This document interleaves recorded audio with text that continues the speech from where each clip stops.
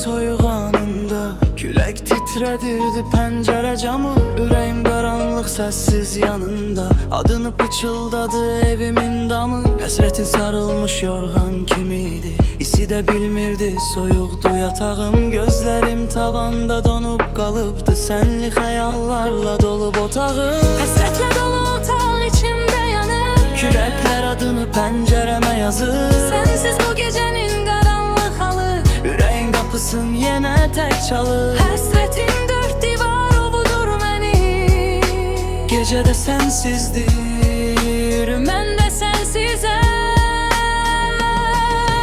həsrətlə dolu otaq içimdə yanır. Küləklər adını pəncərəmə yazır. Sənsiz bu gecənin qaranlıq halı, Ürəyin qapısın yenə tək çalır. Həsrətin dörd divar ovudur məni. Gecədə sənsizdir, Mən də sənsizəm. Səssizlik danışır, sanki dil açır. Ömrümə sənsizlik çökür. Asta asta saatlar keçdikcə ürəyim qaçır. Bir zaman adını çəkdiyim səslə gecənin içində susub ağlayır.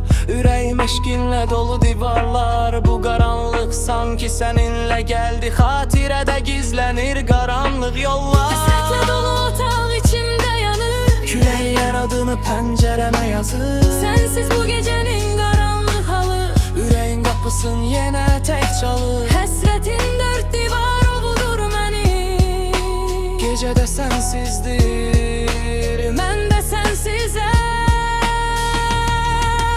həsrətlə dolu otaq içimdə yanır. Küləklər adını pəncərəmə yazır. Sənsiz bu gecənin qaranlıq halı, Ürəyin qapısın yenə tək çalır.